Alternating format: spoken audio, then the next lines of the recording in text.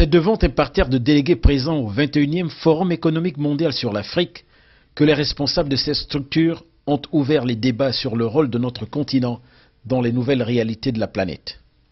Les participants ont pu apprécier l'action du panel, celle de passer au tamis les facteurs qui fondent l'amélioration actuelle de l'économie africaine. Et plusieurs hommes d'affaires issus du privé ont égrené le chapelet de causes qui freinent encore l'envol du continent africain.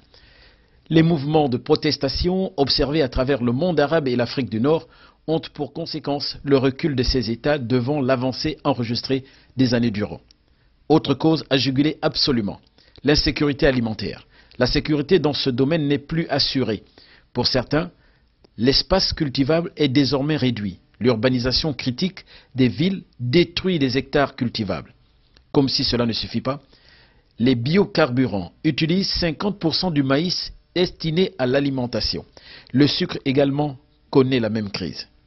Ajoutez à ces facteurs la spéculation et les prix des matières premières qui flambent.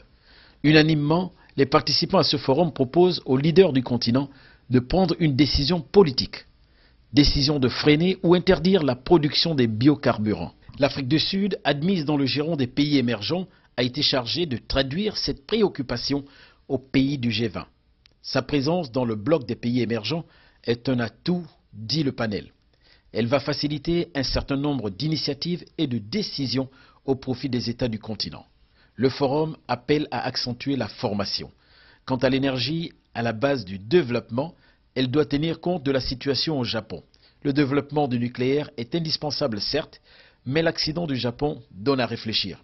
Bref, au Forum économique mondial sur l'Afrique, l'on dit qu'il est négatif de dépendre de l'aide internationale. Il faut favoriser le transfert des technologies. C'est le chemin sûr vers l'émergence.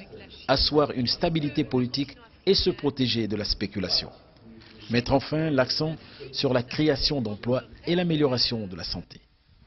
Dans la salle, une bonne brochette des sommités de ce continent. L'ancien secrétaire général des Nations Unies, Kofi Annan, l'ancien chef d'État sud-africain Thabo Mbeki et bien sûr le chef de l'État tanzanien, Jakaya Kikwete.